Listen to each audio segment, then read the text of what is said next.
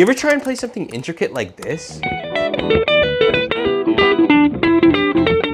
But it winds up sounding more like this?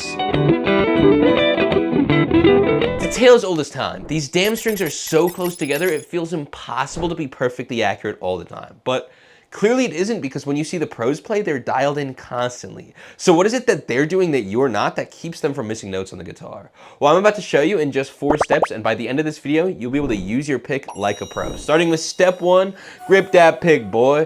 First of all, we just want to make sure we're holding our pick correctly. It's really easy to just put your pick in your hand and start playing, right? And just assume that it's not that deep.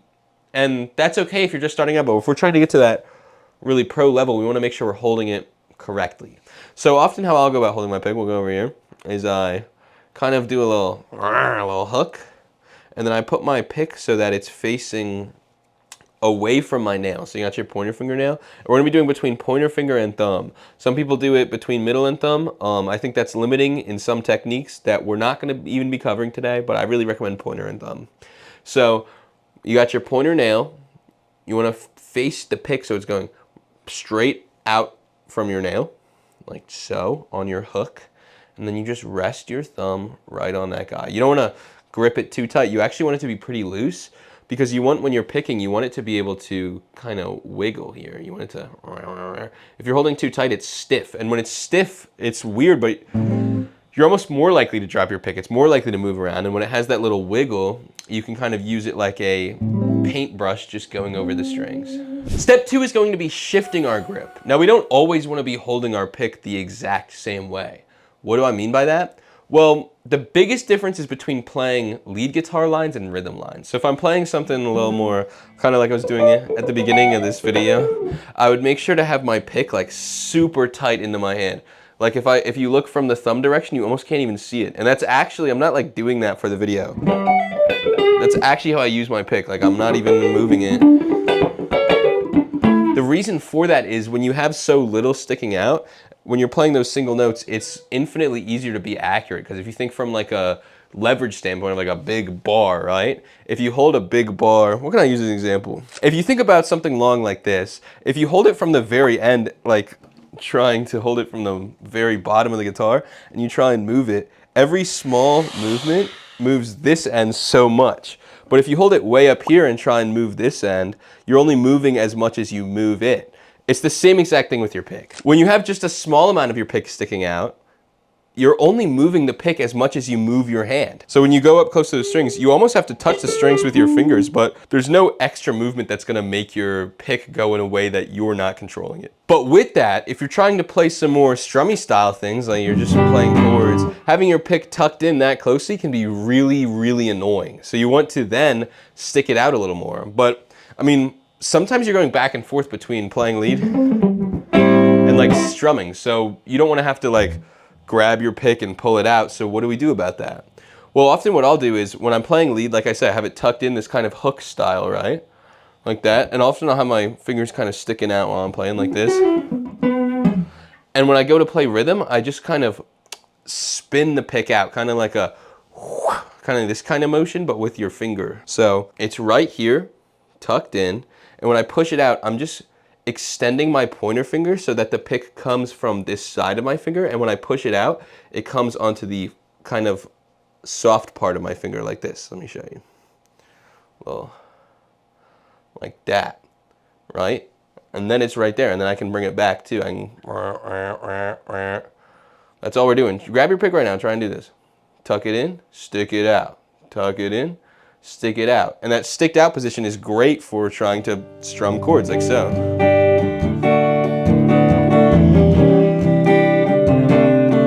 And then when we want to play lead, we bring it in. So we can go back and forth. Say I'm strumming, and then I know I want to play lead, bring it in. Stick it out, strum a little, bring it in. Stick it out, bring it in.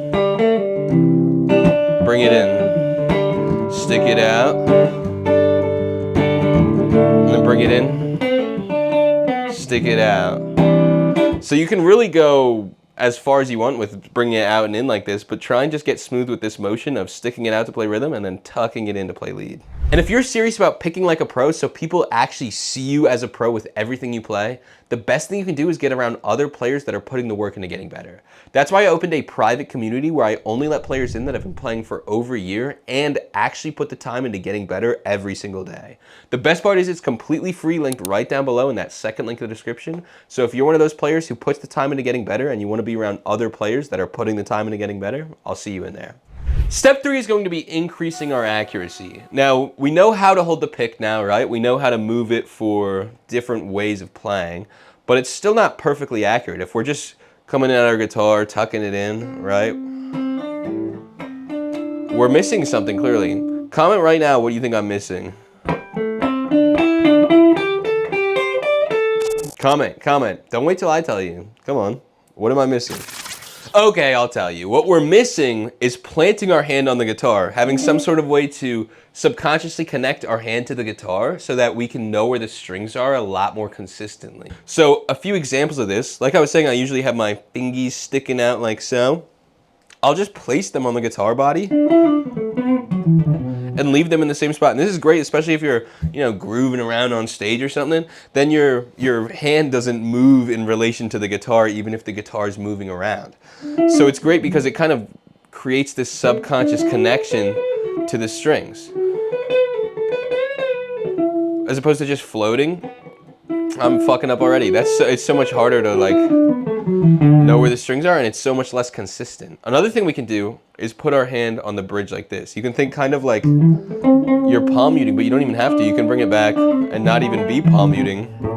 It's just another way to connect your hand to the guitar. And also, if you're doing a little more funky style, making sure to have your forearm touching this body part, this little curve, the little booty of the guitar, making sure that you just have that constant connection with it. Because if you're up floating lamb like this, it's hard to really be connected to the strings. But just adding that forearm touching the bass, it's another level of connection to the instrument. Step 4 is going to be adding some bonus efficiency into our picking. Now, why is this so important? Well, sometimes we guitar players play for long hours, right? It might be messing around in our bedroom for 4 hours. It might be a 4-hour set on a stage. And we want to make sure that we're playing in a way that our hands are conserving the energy that we're using. Because if we're constantly forcing our hands to do everything, your wrist's going to get tired, your arm's going to get tired, and it's going to suck. So there's a little trick we can do, incorporating our wrist in a way that increases our efficiency of our picking by a lot. And this is especially good for if you're doing a little mix of like strumming and lead, or even just regular strumming, right? And it's simply when you're going on your down strums, you push your wrist down, and your arm will like bounce back up automatically if you do that. If you strum down and flick your wrist really hard like this, you'll notice I'm not lifting my arm up at all, but watch. It comes back up all on its own. I'm not thinking about lifting it. I'm just thinking about that flick. And what that flick does is it means that my hand will bounce up and I can go straight back into it.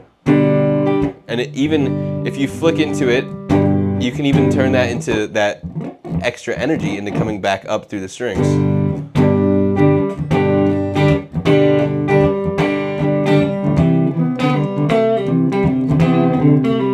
And you can use this too in your lead playing to flick into a note and have your hand come back up, and it also adds an extra level of texture to what you're playing. So say you're playing a little line like this, right?